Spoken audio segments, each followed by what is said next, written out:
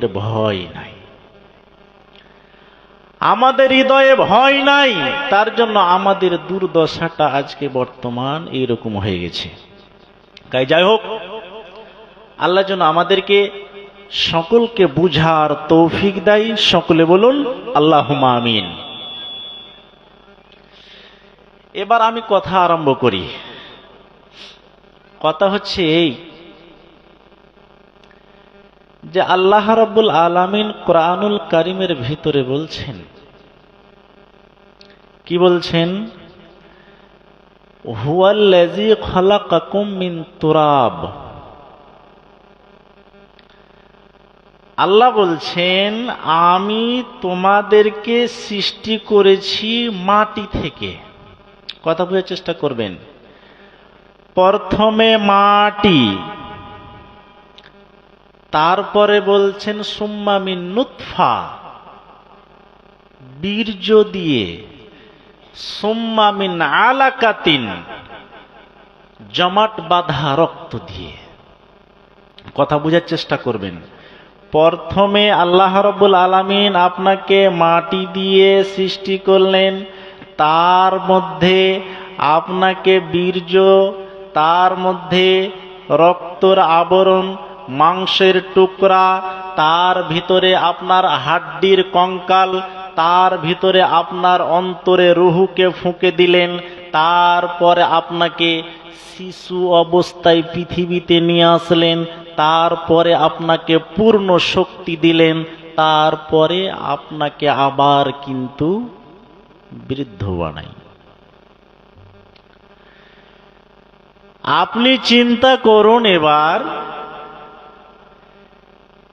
যে আপনাকে যখন আল্লাহ রাব্বুল আলামিন সৃষ্টি করলেন 7টি ধাপে, শিশু কেন হলেন? আল্লাহ চেয়েছেন তাই। যৌবন কেন হলেন? আল্লাহ আপনাকে দিয়েছেন তাই। বৃদ্ধ কেন হলেন? আল্লাহ চেয়েছেন তাই। আল্লাহ বলছেন, আমি সবাইকে এই পূর্ণ 3টা দিই না।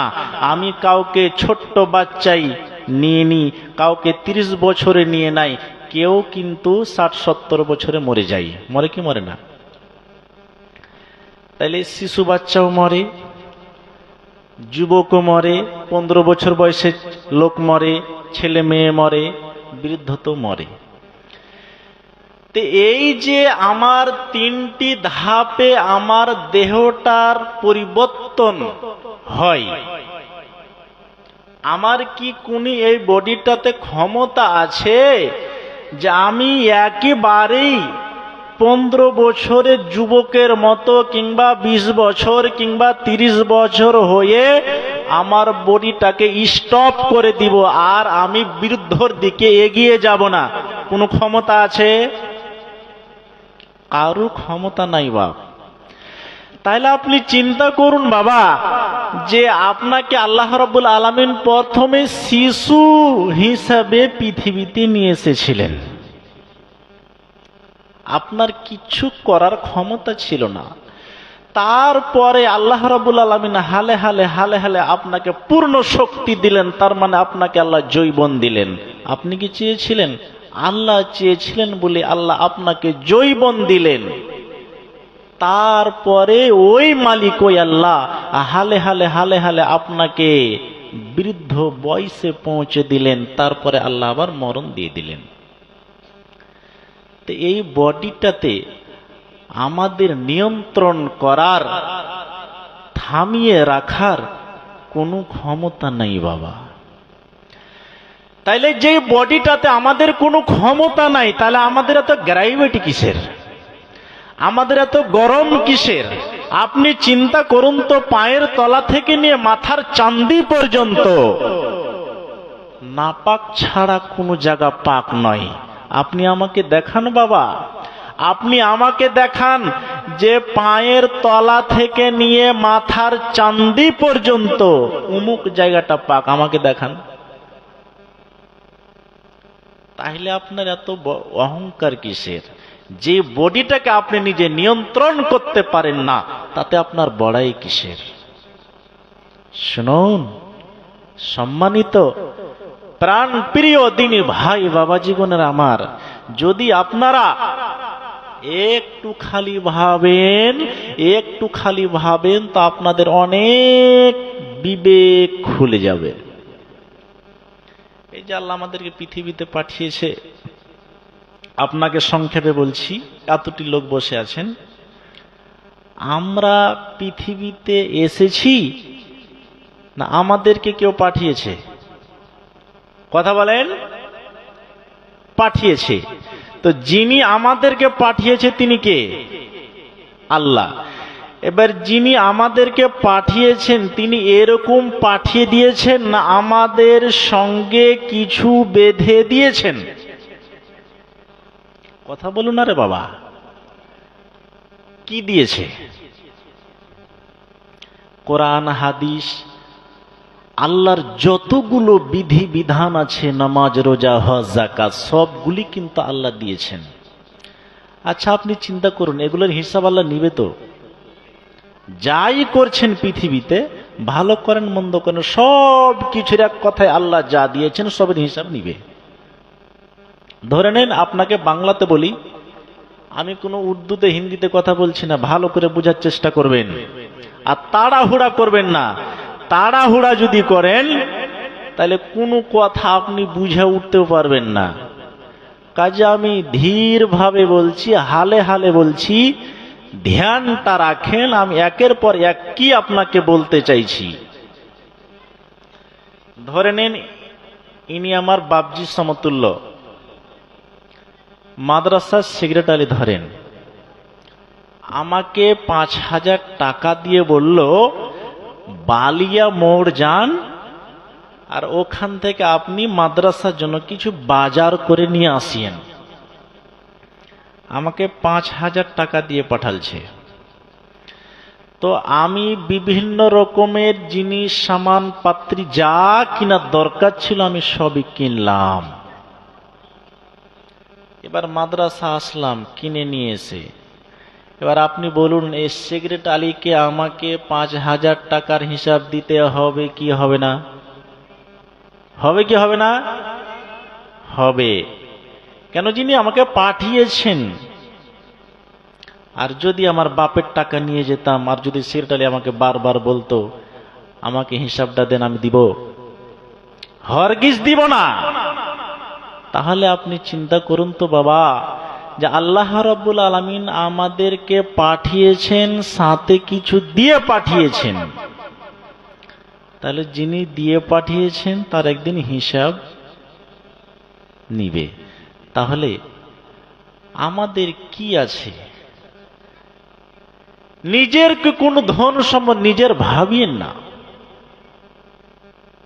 একদিন আপনাকে মরে যেতেই হবে, মরতেই হবে। মরণ কতটা ভয়ঙ্কর, কবর কতটা ভয়ঙ্কর, প্রত্যেক দিন কবর আপনাকে ডাকে আর বলে, কি বলে? প্রত্যেক দিন কবর আপনাকে ডাকে আর বলে আমি পোকামাকড়ের ঘর, আমি সাপ বিচ্ছুর ঘর। প্রত্যেক দিন কবর আপনাকে ডাকে। আপনি যেই ঘর বর্তমানে শুয়ে থাকছেন, ঘুমিয়ে থাকছেন, রাত আর দিন বসবাস করছেন, এই ঘরের চাইতে ওই ঘর একেবারে ভিন্ন, একেবারেই আলাদা। যত দুনিয়াতে ঘর আছে এই ঘরগুলোর সাথে ওই ঘরের কোনো মিল নাই বাবা, কোনো মিল নাই। আপনি একবার চিন্তা করবেন, একবার খালি মাথাটা যদি একবার ভাবেন, তাহলে আপনার অনেক বিবেকের তালা আপনার খুলে যাবে। তো আমরা তো বুঝেও বুঝি না, দেখেও দেখি না, শুনেও আমরা শুনি না। কাজে সম্মানিত প্রাণপ্রিয়, একটু আপনাকে ভাবাচ্ছি, খালি ভাবেন। কি ভাববেন? কবর কতটা ভয়ঙ্কর জিনিস একটু খালি ভাবেন। কি যে আপনি সকাল বেলাতে কিংবা কালকে যে কোনো টাইমে আপনি কবরস্থানে যাবেন, আর যাওয়ার পরে যেইখানে 3 মাসের একটা টাটকা কবর আছে আর একটা 2 বছর 3 বছরের কবর আছে, আপনি ওই কবরটার দিকে তাকান আর বলেন, আহারে এই কবরটা চুপসে গেছে, মাটিগুলো ভুসড়ে গেছে, যে মানুষটার উপরে মাটিগুলো চাপানো আছে সেই লোকটা একদিন নেতা ছিল, একদিন বড় বাহাদুরি ছিল, কিন্তু কবর কোনো নেতা কেউ চিনে না, কোনো বাহাদুর কেউ চিনে না, কোনো ধনবালা কেউ চিনে না, কোনো পয়সাওয়ালা কেউ চিনে না। কবর কি চিনে? তো শুধু ঈমান আর আমল চিনে।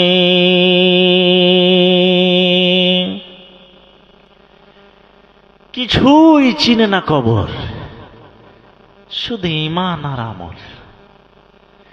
ওই কবরটার দিকে আপনি তাকান।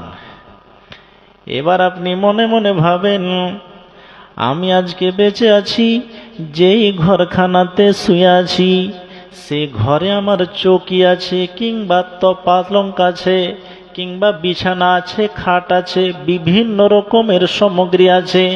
রাতে যখন আপনি ঘুমাতে যান মশারি টাঙিয়ে দেন কিংবা পাংখা চালু করে দেন, কিন্তু একবার ভাবেন তো দেখি, আহারে ওই ঘরটাতে কোনো বিছানা নাই, কোনো এসি নাই, কোনো পাংখা নাই, কিছু নাই, কোনো মশারি নাই, কিছু নাই।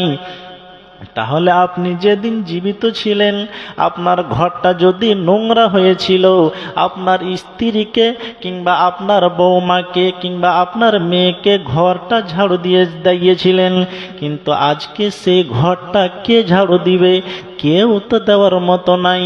ওই ঘরটার কথা যদি একবার করে দিনে ভাবেন তাহলে অনেক আপনার লাভ হবে।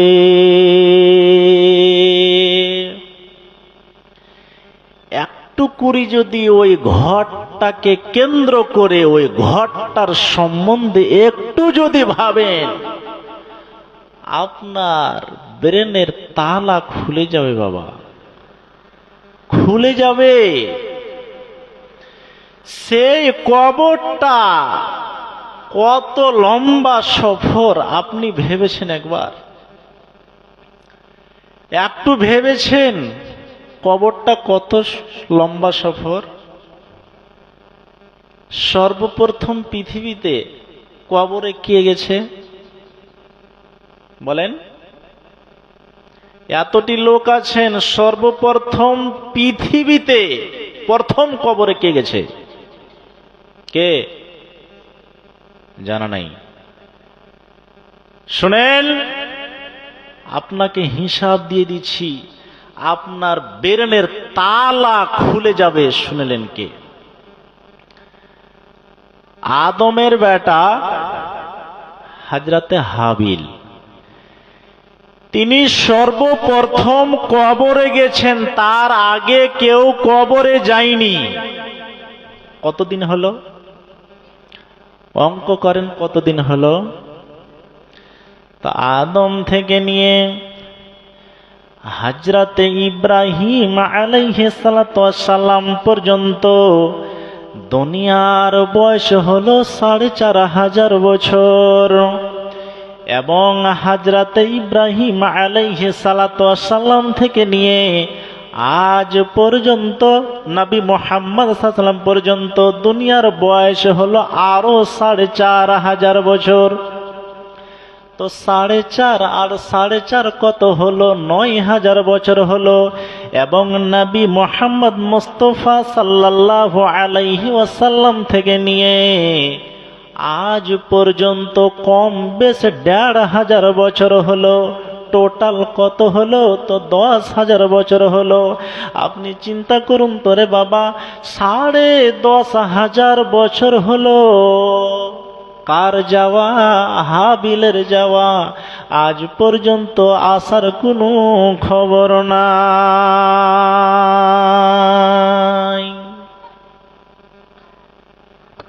১০,৫০০ বছর হলো হাবিলের কবরে যাওয়া। এখন পর্যন্ত এসেছে বাপ? আসবে? আসবে না। দেখেন সফরটা কত লম্বা সফর।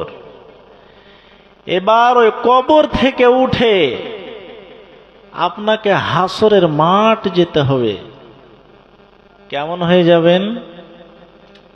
রাসূল বলছেন, ইহুশারুন নাস ইয়াউমাল কিয়ামাতি হুফাতান উরাতান গুরলা। কিয়ামতের দিন সমস্ত মানুষগুলিকে হাসরের মাঠে দৌড়াতে হবে। কেমন হয়ে দৌড়াবেন? খালি পায়ে। আপনার পায়ে কোনো চপ্পল থাকবে না, আপনার পায়ে কোনো জুতা থাকবে না, আপনার শরীরে 1 ইঞ্চি কাপড় থাকবে না, আপনার খাতনা করা থাকবে না। খাতনাবিহীন অবস্থায় আপনাকে দৌড় লাগাতে হবে।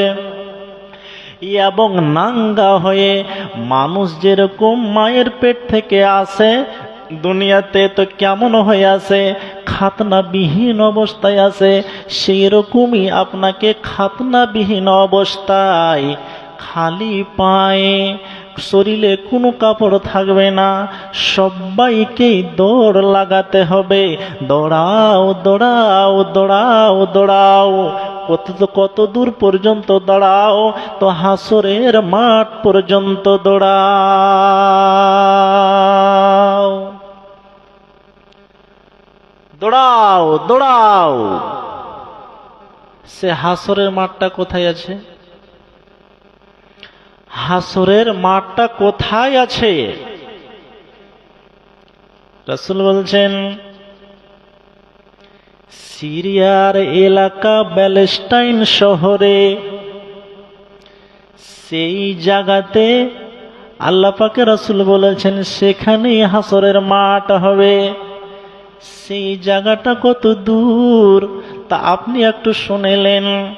কলকাতা বিমানবন্দর এয়ারপোর্ট থেকে যদি আপনি এয়ারপোর্ট ধরেন তো টানা 6 ঘন্টা প্লেনটা উড়বে, তারপরে দুবাই গিয়ে পৌঁছিবে। তো একটা প্লেন ঘন্টাতে 800 কিলোমিটার ছুটতে পারে, চলতে পারে। তাহলে একটা প্লেন যদি ঘন্টাতে 800 কিলোমিটার চলে, তাহলে লাগাতার 6 ঘন্টা গেল, তারপরে দুবাই পৌঁছিল। আর দুবাই থেকে আবার কম বেশি 2 ঘন্টা চলবে, তারপরে প্যালেস্টাইন শহর পাবে। সুবহানাল্লাহ। তাইলে আপনি চিন্তা করছেন বাবা, সেই সফরটা কত দূর, সে হাসরের মাঠটা কত দূর। একটু ভেবেছেন? একটু ভাবেন। যদি একটু ভাবেন তা আপনার আক্কেলের তালা খুলে যাবে। আমরা ভেবেও ভাবি না সেখানে হবে হাসরের মাঠ। তাই সম্মানিত প্রাণ প্রিয় দিনী ভাই বাবা জীবনের আমার, সেই দিন আপনাকে হাসরের মাঠে যে আপনি উঠবেন, সবাইকে উঠতে হবে। আপনি উঠবেন, আপনার বাবা উঠবে, আপনার মা উঠবে, আপনার দাদা উঠবে, সবাইকে উঠে খালি পায়ে নাঙ্গা হয়ে খাতনাবিহীন অবস্থায় আমাদেরকে দৌড় লাগাতে হবে। তাই প্রাণপ্রিয় দিনী ভাই বাবা জীবনের আমার, একটু ভাবার চিন্তা করুন। যখন আপনার সামনে মরণ মরণ মরণ আসবে, মালাকুল মউত আসার পূর্বে আপনাকে আল্লাহ রাব্বুল আলামিন আগে মৃত্যু যন্ত্রণা দিবেন। কি দিবে? মৃত্যু যন্ত্রণা মালাকুল মউত আসার পূর্বে। আর এই যন্ত্রণাটা সবাই অনুভব করবে। আল্লাহওয়ালা, দিনদার, পরেজগার, মুত্তাকি, গায়ের মুসলমান, মুসলমান সবাই, কিন্তু অনুভূতিটা আলাদা। যন্ত্রণাটা একই, কিন্তু অনুভূতিটা আলাদা। অনুভূতিটা আলাদা। যেমন যদি আল্লাহওয়ালা নেককার লোক হয় তো তার রুহু কিন্তু আনন্দিত হয়ে বলে, আমাকে সেই রবের কাছে যেতে হবে, সেই বন্ধুর মোলাকাতে আমাকে যেতে হবে। বলুন সুবহানাল্লাহ। আর যেটা খাবিস সেটা কিন্তু বের হতে চাইবে না। মালাকুল মউত দূর থেকে ওই খালি ইশারা করবে, ছাট্টা মারবে, খালি ভয়ে যেখানে সেখানে লুকাতে চাইবে, কিন্তু লুকিয়ে কি পার হবে? পার হবে না বাপ। এই মরণ বারবার আসে কি? আসে না। বারবার আসে না।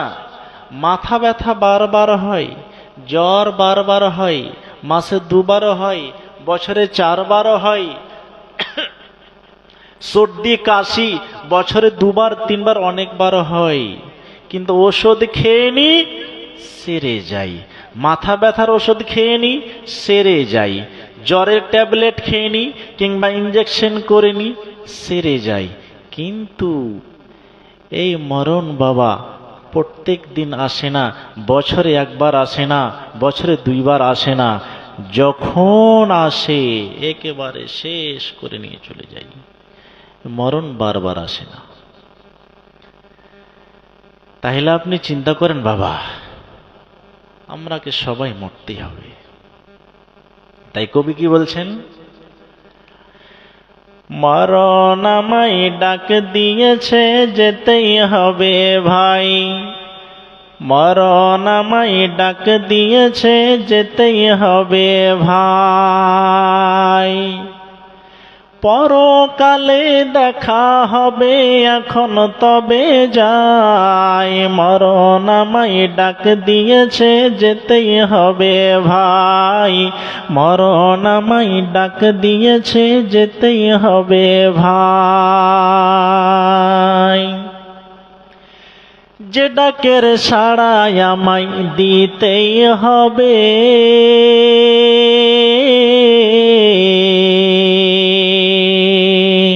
থাকিতে পারিব না আর মিছে এই ভবে। যে ডাকের সাড়ায় আমায় দিতেই হবে, থাকিতে পারিব না আর মিছে এই ভবে। ভাবিনি অসময়ে ডাকিবে আমায়, ভাবিনি অসময়ে ডাকিবে আমায়। করিনি ঈমান আমল কি হবে ও ভাই।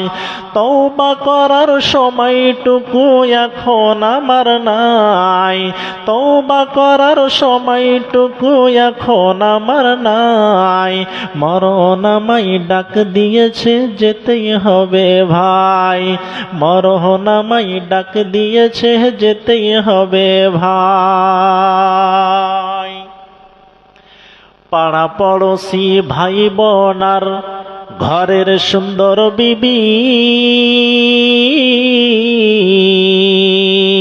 কিছুদিন পর ভুলেই যাবে যতই আপন ভাবি। পাড়া পড়োশি ভাই বোন আর ঘরের সুন্দর বিবি, কিছুদিন পর ভুলেই যাবে যতই আপন ভাবি। রেখে যাওয়া সম্পদটুকু, রেখে যাওয়া সম্পদটুকু নিয়ে যাবে লুট করে। আমি পাপী পড়ে রব অন্ধকার কবরে। এই দুনিয়া কারো জন্য আসে চিরতে নয়, এই দুনিয়া কারো জন্য চিরস্থায়ী নয়। মরণ আমায় ডাক দিয়েছে, যেতেই হবে ভাই।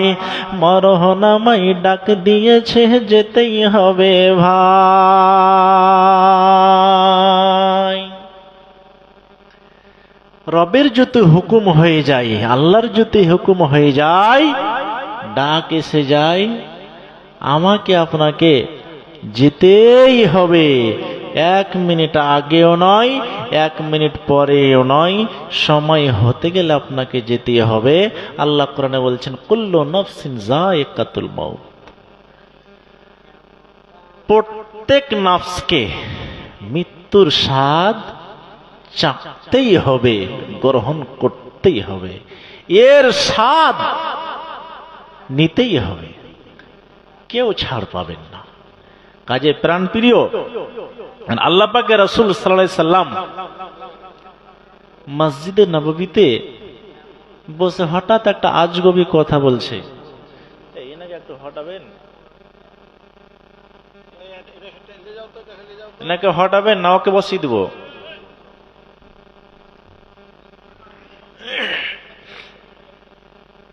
কি বলছেন? তো বলছেন উদিত্ত আন্নি রাআইতু ইখওয়ানি, আমার মনটা চাইছে ওই ভাই কটাকে একবার দেখার জন্য। আমার মনটা আকুল বিকলি করছে, আমার মনটা ছটপট ছটপট করছে। কোন ভাইগুলোকে দেখার জন্য? সাহাবীরা বলছেন, কাকে দেখার জন্য আপনার মনটা ছটপট করছে? আমরা কি আপনার ভাই নয়? রাসূল বলছেন, না, তোমরা আমার ভাই নও, তোমরা আমার সাহাবী অথবা সাথী। আমি তোমাদের কথা বলিনি, আমি বলেছি কাদের কথা?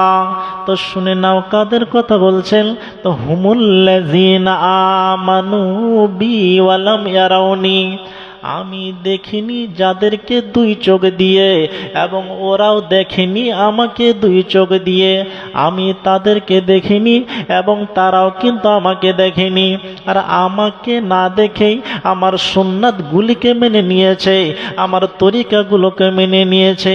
আমাকে না দেখে আমার যতগুলো ওয়াহদানিয়াত আছে সবগুলোকে পাই পাই পাই পাই করে মেনে নিয়েছে।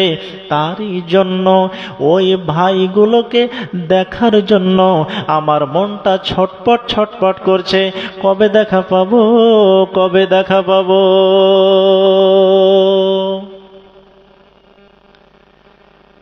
তাহলে আপনি চিন্তা করেন, সেই নবী আপনাদেরকে দেখার জন্য বিচলিত ভাব দেখাচ্ছেন, আর আমরা সেই নবীর উম্মত হয়ে নাকে তেল দিয়ে ঘুমাচ্ছি। সম্মানিত প্রাণপ্রিয় দিনী ভাই বন্ধু, তাইলে আমরা কি রাসূলের বন্ধু হয়ে আছি? আমরা কি রাসূলের বন্ধু হতে পেরেছি? না, রাসূলের বন্ধু হতে পারি না। কেন একটু শুনবেন, শুনেলেন? আল্লাহ পাকের রাসূলের চেহারাতে সুন্নতি দাড়ি ছিল। এখন পর্যন্ত যারা দাড়িকে ছেঁটে রাখেন, খুর দিয়ে রাখেন, তারা কখনো রাসূলের বন্ধু হতে পারে না। এক, আল্লাহ পাকের রাসূল কখনো হারাম জিনিসে মুখ লাগায়নি। এখন পর্যন্ত যারা হারাম পান করে, এখন পর্যন্ত যারা হারাম খায়, তারা কখনো রাসূলের বন্ধু হতে পারে না। আল্লাহ পাকের রাসূল কোনোদিন কাউকে কটু কথা বলেনি। এখন পর্যন্ত যারা গীবাত করে, যারা ব্যভিচার করে, যারা অন্যায় করে, তারা কখনো রাসূলের বন্ধু হতে পারে না। আল্লাহ পাকের রাসূল কখনো নমাজ ছাড়েননি, নমাজ ছাড়েননি। এখন পর্যন্ত যারা নমাজ ছেড়ে দিয়ে বসে আছেন, তারা কখনো রাসূলের বন্ধু হতে পারে না।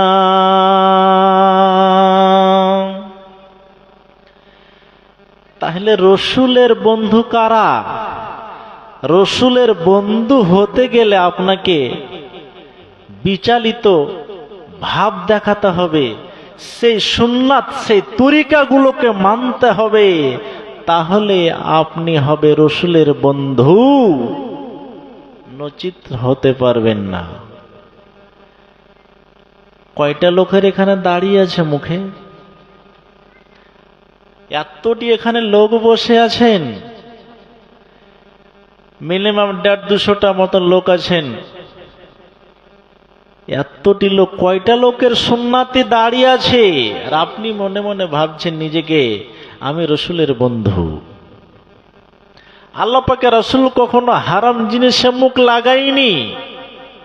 এখানে কয়টা লোক সাধু আছেন আপনি নিজে বুকে হাত দিয়ে বলেন তো, আমরা হারাম কোনোদিন খাইনি, হারাম পথে চলি না।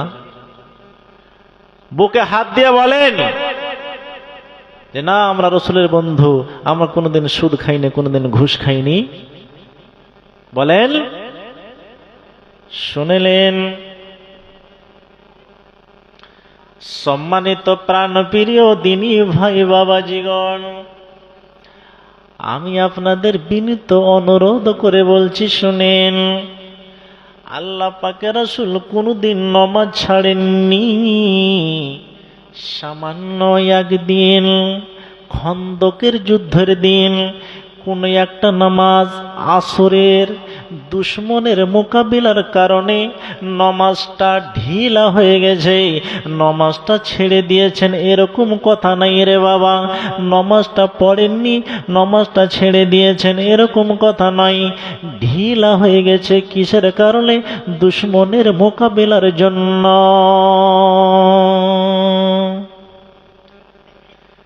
রাসূল জানতে পারলেন যে এখন যদি আমরা নামাজ খাড়ো করি, আরম্ভ করি, তাহলে দুশমনেরা আসবে আর এসে আমাদেরকে আক্রমণ করবে। আল্লাহ পাকের রাসূল জানার পর সাহাবীদেরকে বারণ করলেন, তোমরা এখন নামাজ অর্থাৎ জামাত আরম্ভ করিও না। কেন? দুশমনেরা মনে মনে ভেবে আছে এরা যখনই নামাজ আরম্ভ করবে, এরা ডান দিকেও তাকাবে না, বাম দিকেও তাকাবে না, আর ওই হালাতে আমরা গিয়ে আক্রমণ করব। রাসূল যেমনই জানতে পারলেন, সাহাবীদেরকে বললেন, সাবধান সাবধান সাবধান, এখন নামাজ আরম্ভ করিও না। এখন যদি নামাজ আরম্ভ করো তাহলে দুশমনেরা আমাদেরকে আক্রমণ করতে পারে। তার জন্য আল্লাহ পাকের রাসূল নিষেধ করে দিলেন, বারণ করে দিলেন। আর বারণ করে দেওয়ার পর ওই তিনটার নামাজ কিংবা সোয়া তিনটার নামাজ 4টায়, 5টায়, 5:30টায়, 4:45টায় নিয়ে চলে গেল। একেবারে সূর্য ডুবু হয়ে গেল। এরকম সময় পর্যন্ত আল্লাহ পাকের রাসূল নামাজটা এখনো পড়তে পারেননি। তখন আল্লাহ পাকের রাসূল দুঃখের জ্বালায় সহ্য করতে না পেরে, আল্লাহ পাকের রাসূল রাগকে কন্ট্রোল করতে না পেরে মক্কার মুশরিকদের দিকে তাকিয়ে আঙুল তুলে বললেন, মালা আল্লাহ বুয়ুতাহুম ওয়া কুবুরাহুমুন নারা সাগালুনা আনিস সালাতে। হে আল্লাহ রাব্বুল আলামিন, যেন এই মুশরিকদের বাড়িতে আর এই মুশরিকদের কবরে যেন আগুন ভরে দেয়। আল্লাহ রাব্বুল আলামিন এই মুশরিকদের বাড়িতে আর এই মুশরিকদের কবরে যেন আল্লাহ আগুন জ্বালিয়ে দেয়। কিসের জন্য এত বড় দোয়া করলেন আল্লাহ পাকের রাসূল? এত বড় বদদোয়া কেন দিলেন? কি কারণে দিলেন? তো দুশমনেরা একটি মাত্র নামাজকে ঢিলা করে দেওয়ার জন্য এত বড় বদদোয়া করলেন।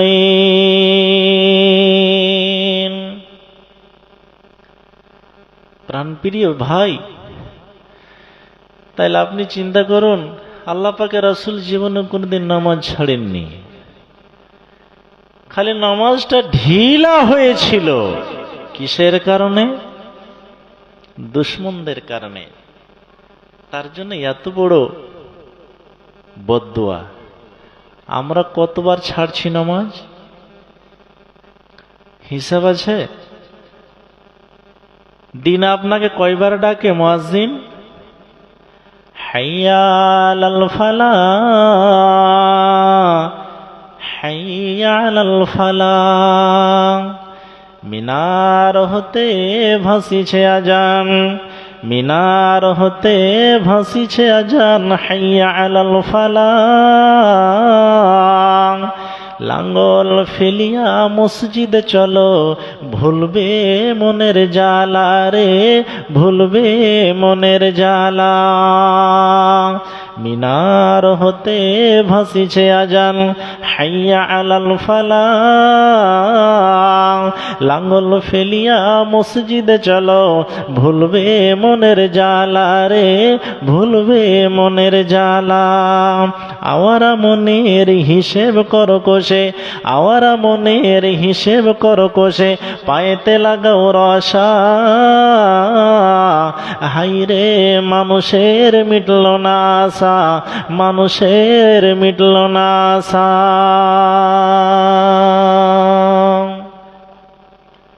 আপনাকে ডাক দেয় মুয়াজ্জিন, কি বলে?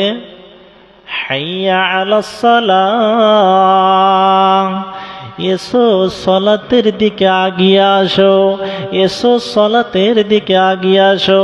তারপরই বলছেন হাইয়া আলাল ফালাহ, এসো কল্যাণের দিকে আসো, কল্যাণের দিকে আসো, কামিয়াবির দিকে আসো। কিন্তু হতভাগা মুসলমান, আমরা সলাতের দিকেও আগিয়ে আসি না, আমরা কামিয়াবের দিকেও আগিয়ে আসি না।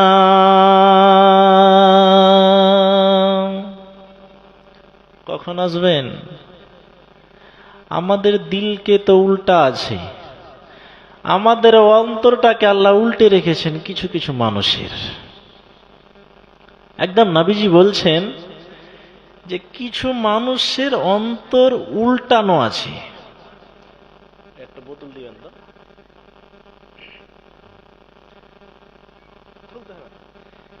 এটা একটা বোতল, বুঝাবার জন্য বলছি,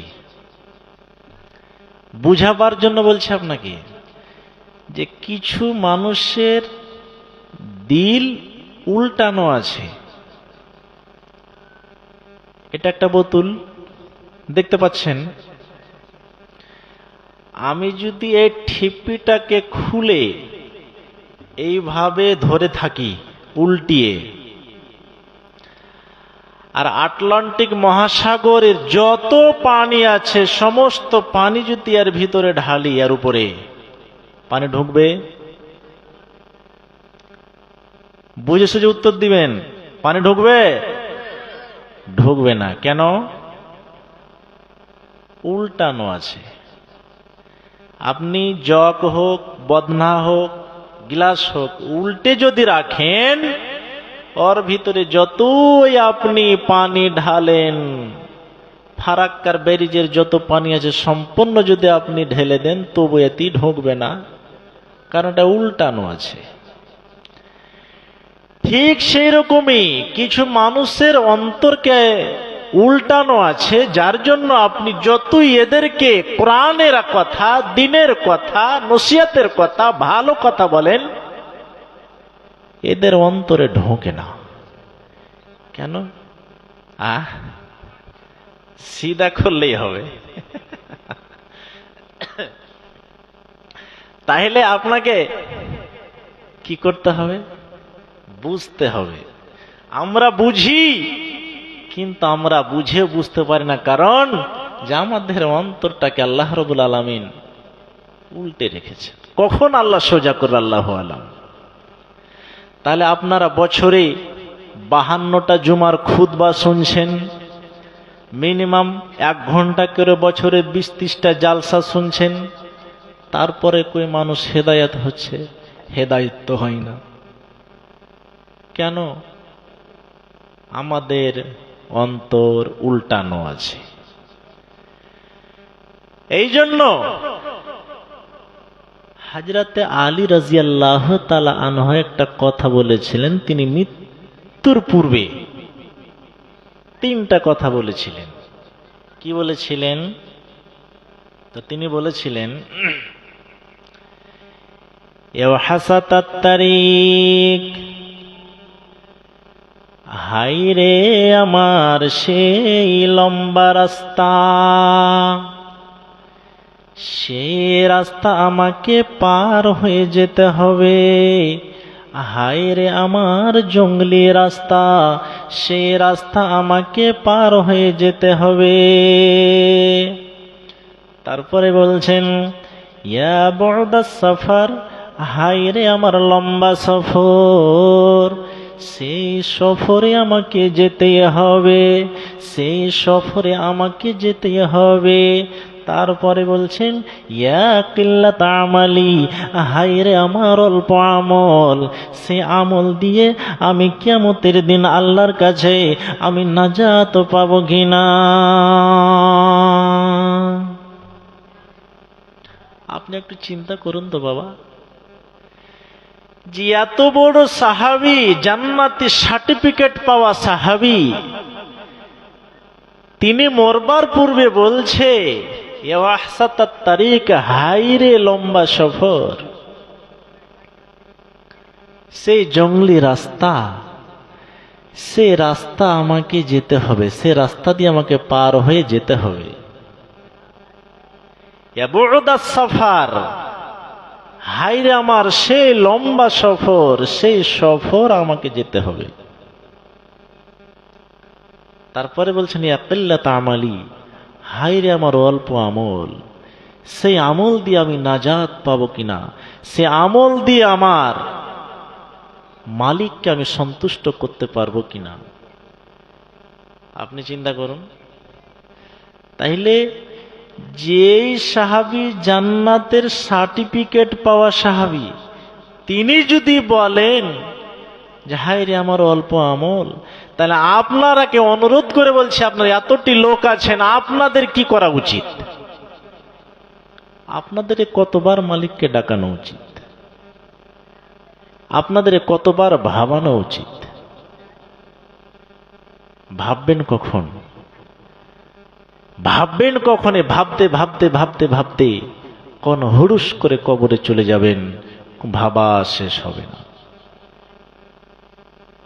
আল্লাহ পাকের রাসূল যখন আসমানের সফরে গেলেন, তখন 10 জন সাহাবীর জান্নাত দেখে আসলেন। 10 জন সাহাবীর জান্নাত দেখে আসলেন। আল্লাহ পাকের রাসূল যখন ফেরত আসলেন, তখন মসজিদে নববীতে বলছেন ফজরের টাইমে যে আমি 10 জন সাহাবীর জান্নাত দেখে আসলাম। তো এখানে আবু তালেবের বেটা আছে কি? তখন উনি বলছেন জি আল্লাহ পাকের রাসূল আছি। আল্লাহ পাকের রাসূল বলছেন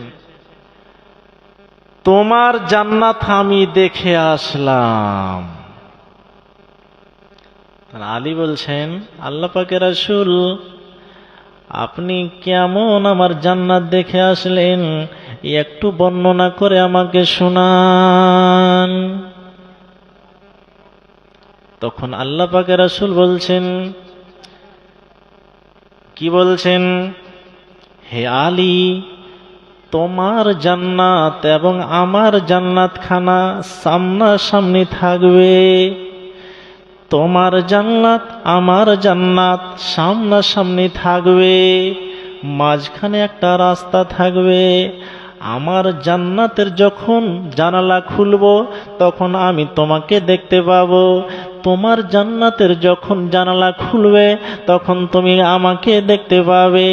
আমি যখন খুলবো তোমাকে দেখতে পাবো, আর তুমি যখন খুলবে আমাকে দেখতে পাবে। এত কাছাকাছি তোমার আর আমার জান্নাত দেখে আসলাম।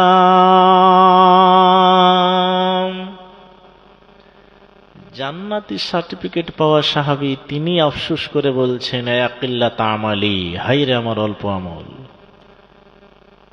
তাহলে আমাদেরকে কত আমল করতে হবে? আমাদেরকে কত আমল করতে হবে? হযরতে ইব্রাহিম আলাইহিস সালাতু ওয়াস সালামকে আল্লাহ রাব্বুল আলামিন বলেছেন উম্মাত। কেন বলেছেন? কিসের জন্য বলেছিলেন? তার ঈমান কত, যে 1,00,000টা মানুষের ঈমান যতখানি হবে, হযরতে ইব্রাহিম আলাইহিস সালাতু ওয়াস সালামের একাই ঈমান অতখানি। তার জন্য আল্লাহ রাব্বুল আলামিন বলেছিলেন উম্মাত। এত বড় ঈমানদার ব্যক্তি তিনি দেখতে পাবেন কিয়ামতের দিন ওই জাহান্নামের গর্জন। তখন তিনি কি বলবে? তখন তিনি বলবে লা ইয়াজসু আলা রুকবাতাইহি, হাঁটু দুটাকে জমিনে গেড়ে দিয়ে, হাঁটু দুটাকে জমিনে ফেলে দিয়ে মালিক আল্লাহর কাছে ফরিয়াদ করে বলবে, ইয়া রব্বি লা আসআলুকা আল ইয়াউমা গায়রি, হে পারওয়ারদিগার আল্লাহ, আমি আজকে নিজের জন্য দোয়া চাই না, আমি আজকে নিজের বেটার জন্য দোয়া চাই না, আমি আজকে নিজের বাপের জন্য দোয়া চাই না, আমি নিজের মায়ের জন্য দোয়া চাই না, আমি আজকে দোয়া চাইছি মালিক রে আমার, এই যে জাহান্নাম দেখতে পাচ্ছি, এই জাহান্নাম যেন আমাকে আক্রমণ করতে না পারে, এই জাহান্নাম যেন আমাকে গ্রাস করতে না পারে, এই জাহান্নাম যেন আমাকে টাচ করতে না পারে, তারই ভয়ে মালিক আল্লাহ তোমার কাছে আমি আরজি জানাচ্ছি, আজকে তুমি আমাকে বাঁচিয়ে নাও, নবী ইব্রাহিমকে বাঁচিয়ে নাও।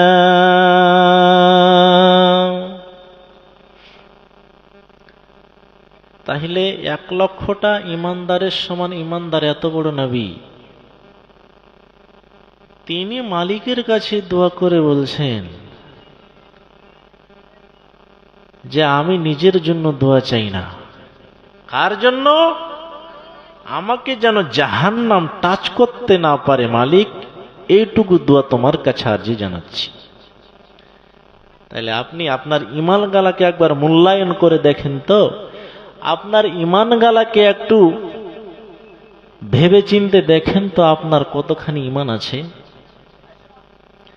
একটু ভাবুন, আমরা মুসলমান হয়ে পৃথিবীতে এসেছি, একটু খালি ভাবুন, আমাদের ঈমানগুলোকে একটু মূল্যায়ন করুন। একজন সাহাবী, তিনি 50-60 বছর পৃথিবীতে বাঁচলেন, সাহাবীটার নাম শুনবেন, সাবেত আল বুনানি। তিনি মরবার সময় তার কাছে তার স্ত্রী আছে, ছেলে মেয়ে আছে, তো স্ত্রী বলছে, ছেলে মেয়ে বলছে, বাবা তুমি তো মরে যাবা, তা আমাদের কিছু ওসিয়াত করে যাও, আমাদের কিছু একটু ওসিয়াত করো। তো তিনি বলছেন, কি ওসিয়াত করব, এখন আমার কোনো ওসিয়াত করার সময় নাই। কেন? আমি রবের কাছে একটা আরজি রাখবো, রব যদি আমার আরজিটাকে পূরণ করে তো করবে, যদি না করতে সেটা রবের ইচ্ছা। আমাদের দেশে মানুষ যখন মরার সময় হয় 10 মিনিট, আধা ঘন্টা, 1 ঘন্টা আগে, তখন কি বলে? কে বলে, তোর কে দেনা পাওনা সব ঠিকঠাক আছে, তোর কে দিন মোহর সব ঠিকঠাক আছে, কোন জায়গাতে পাওনা দাওনা কি ছিল, এরকম বিভিন্ন রকমের কথা আমরা বলি। কিন্তু তিনি এগুলো কিছুই না বলে মালিকের কাছে আরজি রাখছে, কি বলে? তো বলছেন, আল্লাহুম্মা ইন কুনতা আতাইতা আহাদান সালাতাহু ফি কবরিহি। কি বলছেন? হে মালিক আল্লাহ, আমার পূর্বে কেউ যদি মরে গিয়ে থাকে আর আপনি যদি তাদেরকে কবরে নমাজ পড়ার ব্যবস্থা দিয়ে থাকো, তা আমি আল্লাহ তোমার কাছে আরজি জানাচ্ছি, আমি যেদিন মরে যাব, মরে যাওয়ার পর আমাকে যখন কবরে সমাহিত করা হবে, আমাকে যখন কবরে রাখা হবে, আমার কাছে 2 জন ফেরেশতা আসবে, আমাকে সওয়াল জবাব করবে, আর সওয়াল জবাব যখন করা হয়ে যাবে, তখন আমাকে ফেরেশতারা বলবে, ঘুমিয়ে যাও, ঘুমিয়ে যাও, ঘুমিয়ে যাও, ঘুমিয়ে যাও। আমি তখন আল্লাহ ঘুমাবো না, আমি ঘুমাবো না, ঘুমাবো না।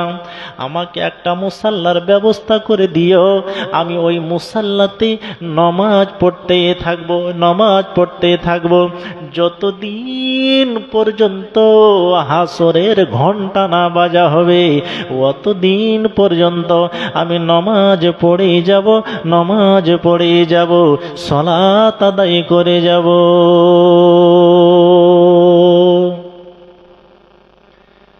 50-60 বছর পৃথিবীতে বাঁচলেন, তো এতদিন ও আর বেঁচে থেকে নমাজ পড়ে জি ভরেনি। মরার পরে মালিকের কাছে আরজি রাখছে, আল্লাহ তুমি যদি আমার পূর্বে কেউ মরে গিয়ে থাকে আর তাদেরকে যদি কোনো ব্যবস্থা করে দিয়ে থাকো, তা আমি আল্লাহ তোমাকে বলছি তুমি একটু আমাকে ব্যবস্থা করে দিও। আমি ঘুমাবো না, আমি নমাজ পড়তেই থাকবো, পড়তেই থাকবো, পড়তেই থাকবো, যতদিন পর্যন্ত হাসরের ঘন্টা না বাজা হবে। আচ্ছা আপনারা বলুন, এতটি লোক কবরে নমাজ পড়তে দেওয়া যাবে? কবর কি নমাজ পড়ার জায়গা? আরে ভাই কথা বলিয়েন না, আমি যেটা বলতে বলছি সেটা বলেন। কবর কি নমাজ পড়ার জায়গা? কবর নমাজ পড়ার জায়গা নয়। সেখানে কিসের জায়গা? হিসাবের জায়গা। সেখানে হিসাব দিতে হবে আপনাকে। এই জন্য হযরত আলী বলেছিলেন কি, আল-ইয়াউমু আমালুন ওয়ালা হিসাব ওয়া গাদান হিসাবুন ওয়ালা আমাল। তিনি বলছেন, যতক্ষণ পর্যন্ত তোমার নাক দিয়ে হাওয়া বইছে, শ্বাস চলছে, ততক্ষণ পর্যন্ত তুমি আমল করতেই থাকো, আমল করতেই থাকো, আমল করতেই থাকো। কেননা দুনিয়াটা হলো আমলের জায়গা। ওয়াগাদান হিসাবুন ওয়ালা আমাল। এবং যখন তুমি মরে যাবে, কবরে চলে যাবে, সেখানে তোমার হিসাব দিতে হবে, ওখানে কোনো আমল চলবে না।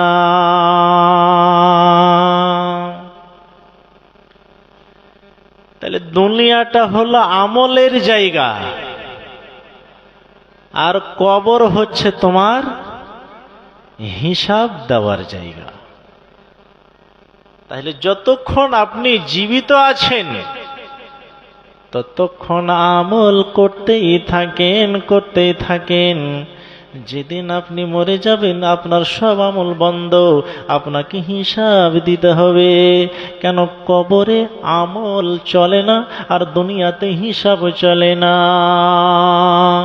দুনিয়াতে আমল চলে এবং কবরে হিসাব চলে। কবরে হিসাব দিতে হবে। আপনার যতক্ষণ পর্যন্ত নাক দিয়ে হাওয়া বইছে, শ্বাস চলছে, ততক্ষণ এই তোমরা দুষ্টমি কেন করছো? হ্যাঁ, হয় চুপচাপ বসে থাকো, নাহলে বাড়ি চলে যাও। জালসা শেষ, যাও বাড়ি যাও। ওই দুষ্টমি করবা না। তাইলে আপনি চিন্তা করুন, দুনিয়াটা কিসের জায়গা? আমলের জায়গা। কিন্তু আমরা হতভাগা নাফরমান মানুষ, এত ওয়াজ নসিহত বড় বড় আলেমের মুখ থেকে দিনের কথা, কত রকম কথা শুনছি, তারপরে আমাদের দিলে একটু ভয় নাই, একটুকু আমাদের দিলে রহম নাই।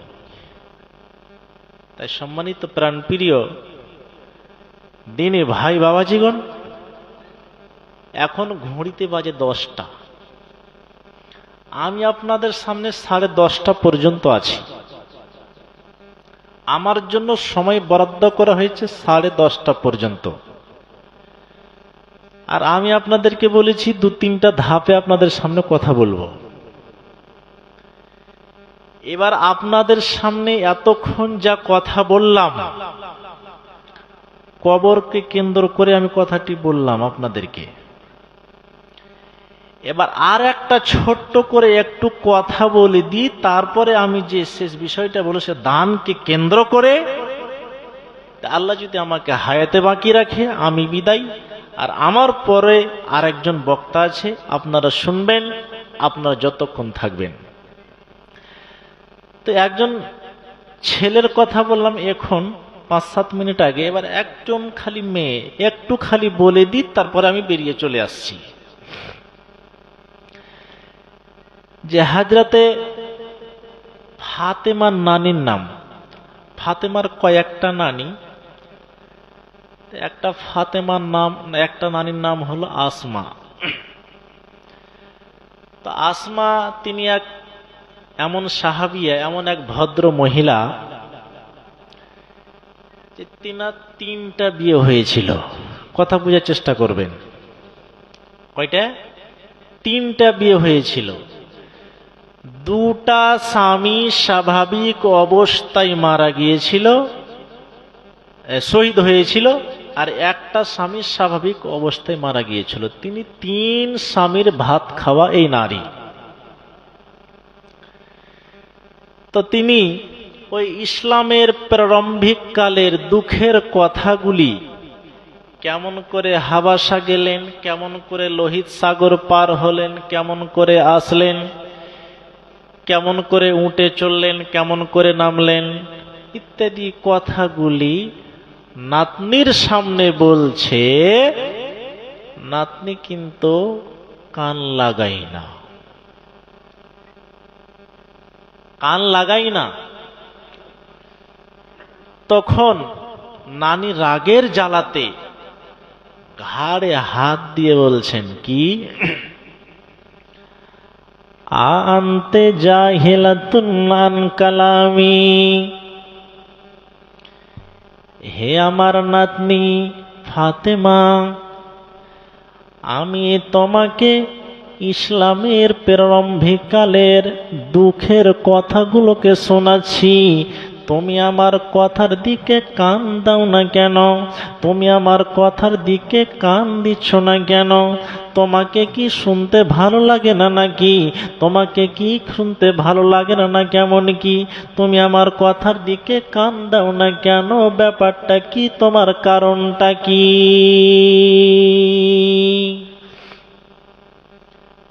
কেন তুমি কান দিচ্ছ না? আমি যে ওই দুঃখের কথাগুলিকে বলছি, তো তুমি আমার কথার দিকে কান দাও না, কারণ কি? তো বলছে, নানি কি দেখবো তোমার দিক, ধুলা উড়ছে মোর দিক। কেন, কি হয়েছে? তো বলছে, নানি আমার আব্বাজান যেদিন মারা যান, সেই দিন আমার কানে আমাকে 2টা কথা বলেছিলেন। তার মধ্যে একটা কথা হলো এই যে, হে বেটি, আমার পরিবারের মধ্য থেকে সর্বপ্রথম আমার কবরে চলে যাওয়ার পর আমার সাথে সর্বপ্রথম কবরে কার দেওয়া দেখা হবে তুমি কি জানো? আমি বলেছিলাম, না বাজান, জানি না। পরিবার বলতে কে? তো জামাই আলী এবং বেটি ফাতেমা এবং আল্লাহ পাকের রাসূলের 2টা নাতি হাসান এবং হুসাইন এবং আল্লাহ পাকের রাসূলের 9টা বিবি, এই দিয়ে হলো পরিবার। তো এই পরিবারের মধ্য থেকে সর্বপ্রথম কবরে আমার সাথে দেখা কার হবে তুমি কি জানো? আমি বলেছিলাম, না বাজান, জানি না। তো আমার আব্বা আমার কানে কানে বলেছিলেন, আমার মরে যাওয়ার পরে তুমি তাড়াতাড়ি আমার সঙ্গে কবরে দেখা করবে।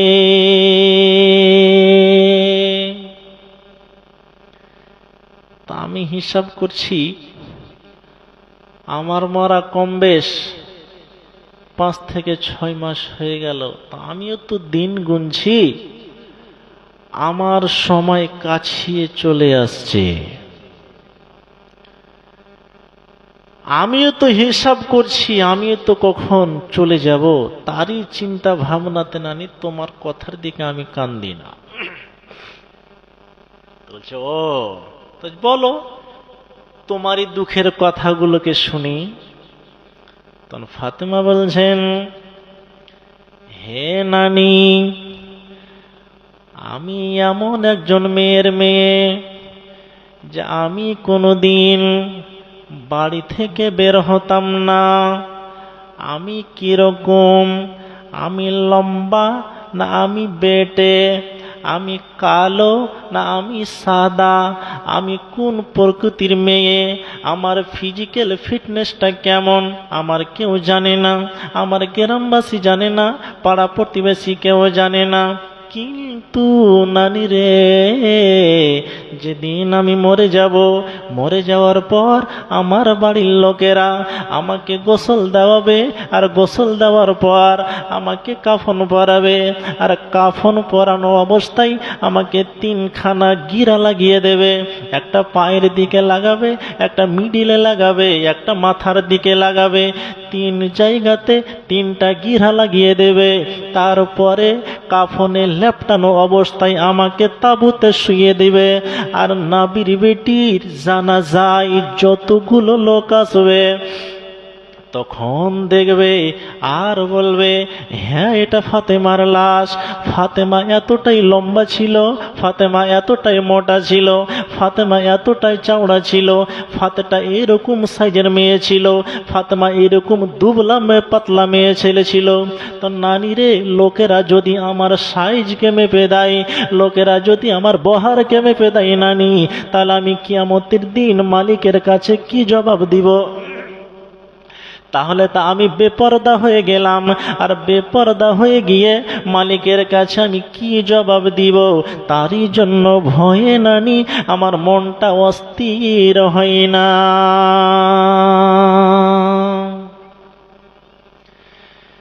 জিন্দা অবস্থায় তার পর্দা করে জিভ হরেনি, জিন্দা অবস্থায় তার পর্দা করে জিভ হল না, আর মরার পরে পর্দা করার জন্য কত পেরেশান। যে আমি জীবনে নানি কোনোদিন বাড়ি থেকে বের হয়নি, আমি লম্বা না আমি পাতলা, না আমি মোটা, না আমি বেটে, কোন প্রকৃতির মেয়ে আমি কেউ আমার কিন্তু জানে না। আর আজকাল বর্তমান দেশের মেয়ে ছেলেদেরকে পর্দা করাইতে পারা যায় না, পর্দার ধারই ধারে না। চিন্তা করুন, পর্দা করে চলো নারী, না হলে জাহান্নাম হবে তোমারি। পর্দা করে চলো নারী, না হলে জাহান্নাম হবে তোমারি।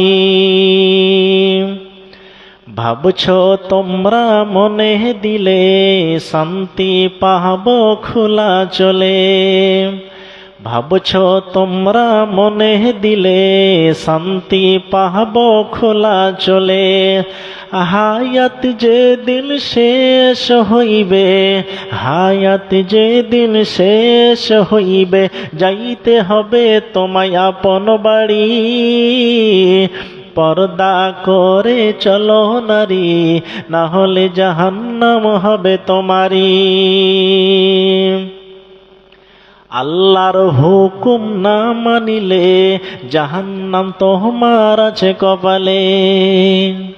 আল্লাহর হুকুম না মানিলে জাহান্নাম তোমার আছে কপালে।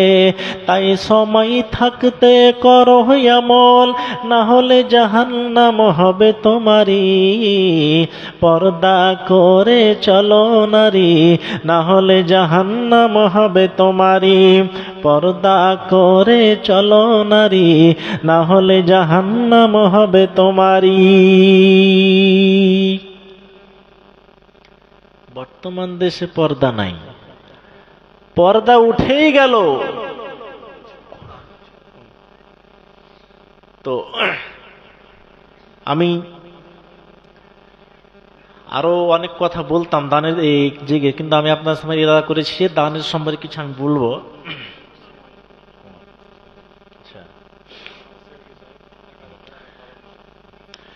মাশাআল্লাহ, বলুন নারে তাকবীর। মাদ্রাসার সেক্রেটারি সাহেব 1000 টাকা দিয়েছে, বলুন সুবহানাল্লাহ। আল্লাহ জিয়া সাথে এই সেক্রেটারি সাহেব দান করেছেন, আল্লাহ তুমি আশা পূর্ণ করিও। আর আমি একটা কথা বলছি, আমি জোরতি বলতে পারি না। এই যে দান লাই আর জোরতি বলে কি না, অনেক বলে জোরতি, আমার জোরতি আমি পছন্দ করি না। আর ওস্তাদজির সম্পর্কে লোক বসে আছেন, জিজ্ঞেস করবেন জোরটি কত ভুল। অনেকে বলে যে 5,000 টিকো উমুক দিল ভাই রফিকুল, আল্লাহ তুমি নেকি দিতে করিও না ভুল। আল্লাহ কি ভুল করে? আল্লাহ ভুল করে না। তো এই জোটটির মধ্যে অনেক কিন্তু ভুল আছে বাবা। আর আপনি ভাবিয়েন না যে জোটটি না কইতে গেলে দান দিব না, আর দান না দিতে গেলে সব হবে না, এটা কথা ভাবিয়েন না। জোটটিতে আপনার নেকি হবে না, জোটটিতে নেকি হবে না। আপনি যে উদ্দেশ্যে দান দিবেন সেই উদ্দেশ্যটা ইনশাআল্লাহ আপনার পূরণ হবে। একটা কথা বলিনি আপনাকে যে দান দিতে হবে এটা কথা নয়, দিতে যে বাধ্য সেটাও নয়, তবে আপনি বাধ্যের কাছাকাছি। সাহাবীরা বললেন আল্লাহ পাকের রাসূল, দান যে আপনি দিতে বাধ্য করছেন বা বাধ্যের কাছাকাছি, তো যার কাছে টাকা নাই পয়সা নেই সে কি করবে?